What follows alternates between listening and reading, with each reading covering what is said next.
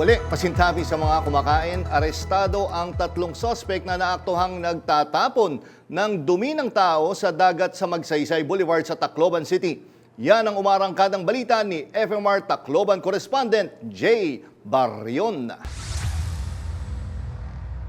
Bistado ang nakakadiring modus ng isang hindi pa natutukoy na kumpanya sa Tacloban City. Ang truck na ito at 3 tauhan na aktuhang nagtatapon ng dumi ng tao sa baybayin ng Magsaysay Boulevard pasado alas 10 ng gabi nitong Huwebes.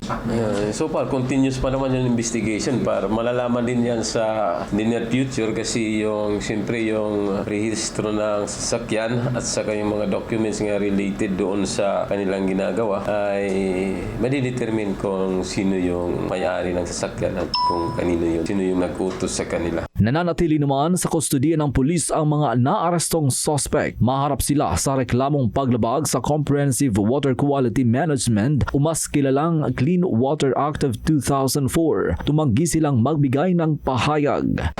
Nung Huwebes ng mga more or less 10 o'clock up, nakita nila itong truck na nakaparada. Tapos may lumalabas na amoy na masamsam. So pinasipay ngayon. So doon, nakita nila na nagdi-dispose talaga. Doon na tumawag ng backup. Yung patrol natin sa Tumeco, habang nagpapatrolya din, dire-diretso na doon. So nakita nila talaga na nagdi-dispose illegally disposing human waste doon sa may area ng Magsaysay Boulevard.